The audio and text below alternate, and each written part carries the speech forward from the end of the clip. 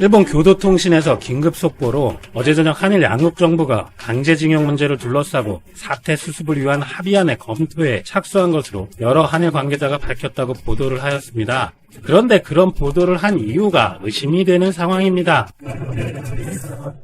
내용은 한국 정부와 기업이 경제협력 명목의 기금을 일본 기업이 참가한다는 안이 부상하였는데, 이 안에 따르면 일본 정부는 자금을 내지 않는다고 덧붙였습니다. 이 기금이 강제징용 피해자에 대한 보상 성격이 아니라는 것이고, 더불어 1965년 한일 청구권 협정으로 배상 문제는 해결된 것이라고 하는 일본 정부의 입장을 감안한 부분이라는 내용입니다. 이 기사는 일본에서 즉각 큰 화제가 되었습니다만 우리 정부는 보도 내용을 부인했습니다. 외교부 당국자는 그간 한국과 일본 당국 간 논의 과정에서 한 번도 언급된 적이 없었던 방안이라고 말했습니다. 또 피해자와 양국 국민이 수용할 수 있는 합리적 방안을 모색하기 위해 일본 외교 당국과 소통을 지속하고 있다고 설명했습니다. 일본에서도 보도 내용을 부인했는데요. 지지통신 등에 따르면 일본 정부 대변인 스가 요시히데 관방장관은 29일 정례 브리핑에서 해당 보도에 대한 질문에 그런 사실이 없다고 말하며 일본의 입장은 일관되게 말해왔듯이 한일 청구권 협정이 오늘날 한일 관계의 기초라는 것이라며 이 입장은 변경되지 않았다고 강조했습니다. 한편 일본 정부는 한국의 징용 피해자 측에서 대법원 판결 이행 지연에 따라 당사자인 일본 기업들이 한국 내 자산을 압류 매각하는 절차를 진행 중인 데 대해서도 같은 이유로 반발하고 있습니다. 모테기 도시미스 일본 외무상은 이날 기자회견에서 압류된 일본 기업 자산의 현금화는 있어서는 안 되는 일이라며 그렇게 될 경우에 한일 관계가 한층 더 심각한 상황에 처할 것이라고 주장하고 있습니다.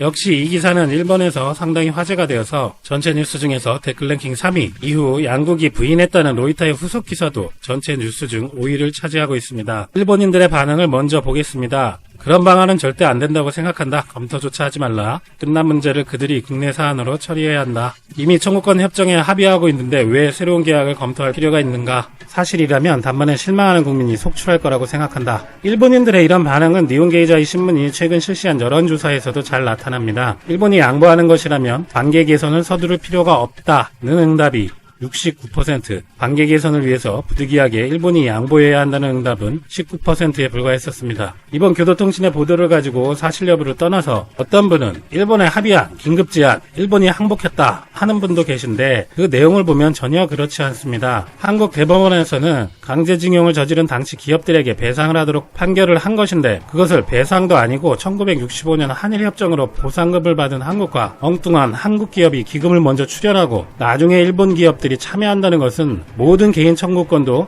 1965년 협정으로 소멸됐다는 일본의 주장을 인정하는 것이고 한국 대법원의 판결 취지를 무시하는 것입니다. 박근혜 정부 당시 할머니들에 대해 일본 정부에서 아무런 사과도 없이 고작 10억 엔의 기금으로 최종적으로 해결됐다고 한 것과 뭐가 다른 것이냐 비판을 하는 것입니다. 그리고 일각에서는 이번 기사가 일본 정부와 언론이 한일 관계에 대한 출구책을 만들기 위해 언론에 살짝 띄어서 한국 정부와 한국은 물론 일본까지 양국 국민들의 반응을 떠본 것이라는 의견도 있습니다. 11월 23일 최종 종료되는 지소미아와 대법원 판결에 따른 일본 기업의 한국 내 자산이 현금화되면 일본으로서도 운신의 폭이 좁아질 것이기 때문이라는 전문가들의 의견입니다. 다만 한국인들의 입장에서는 이런 식으로 얄팍하고 교묘하게 언론에 띄어본다든지 하는 수가 나올 수 있기 때문에 내용의 진위도 보아야 하지만 2015년 할머니들 협정 때처럼 엉터리 내용을 가지고